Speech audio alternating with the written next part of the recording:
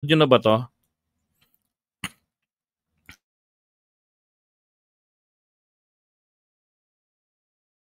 Okay, so ito yung video na kinompile ko to eh.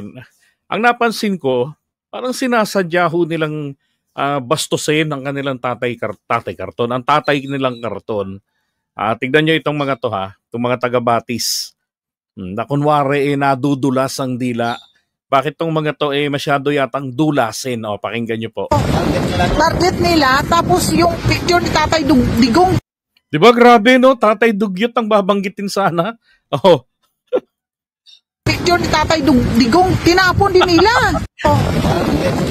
Target nila, tapos yung picture ni Tatay Digong, tinapon din nila.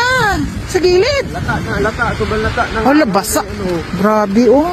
Grabe, nabasa ang tatay nila. Pero ito hindi na. Ito hindi nila dinala.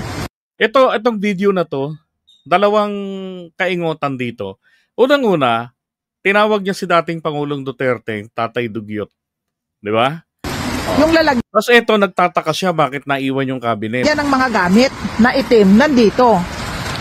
Doon po yan sa kapiranggot na lugar na pataihan ng aso.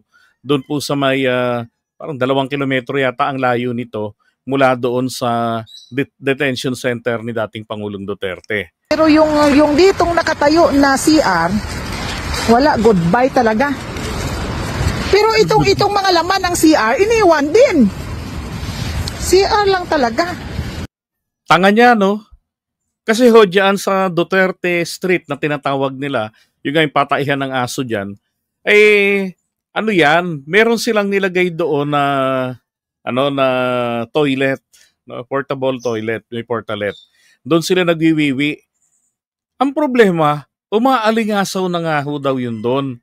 De natural, kukunin yun, nililinis, kalinis-linis ng lugar. Ginawa nilang Pilipinas, namamanghe. Iihi yung mga babae ron.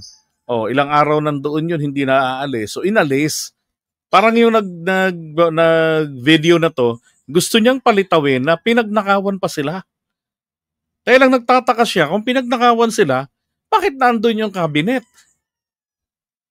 Tapos bukod sa nandun yung cabinet, yung laman nung portalet, yung panlinis o kung ano man doon, tissue, ganyan, whatever, iniwan. So yung CR lang daw talaga ang kinuha. Yawa. Kabubuhan na pinaiiral. Ay, nako po, grabe. Eto pa. Dahil alam naman natin ang korupsyon ay nangyari sa administrasyon ni Marcos Jr. Di ba? Tatay Digong din ang babanggitin ito ni Akla.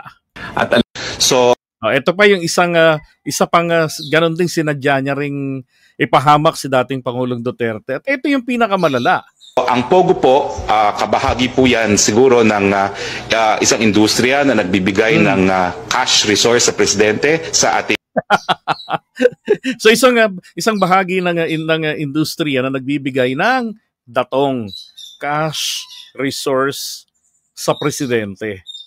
So ibig sabihin ni Harry Roque, merong tawag dito, kickback si dating Pangulong Duterte sa mga pogo, 'di ba? Ang istorya ho kasi ng video na to ay 'di ba nagkaroon tayo ng ECQ, ipinagbawal ngayon lahat, bawal lumabas, sabi nga ni Kim Chiu. So, yung BPO industry lang ang pwede at saka yung mga nasa sektor ng sa related sa medical, 'di ba? Tsaka pagkain, essential, yan ganon. So sila lang pinayagan.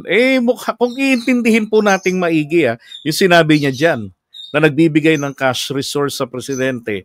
So inutos si dating Pangulong Duterte na buksan muli, sabi niya, gusto kong buksan uli ang Pogo. Kasi nakakapagpasok ito ng around 64 billion pesos na buwis. Yun. Ngayon, ang utos daw sa kanya, napanood ko kasing kwento ni Harry Roque dyan sabi niya, inutos daw sa kanya yan na i-justify sa taong bayan. Kaya pilit niyang kinokonek yung BPO na under ng DTI, pilit niyang kinokonek dun sa Pogo na under ng PAGCOR. na ito'y parang bahagi ng BPO industry, na nagbibigay ng cash resource sa presidente. Ayos.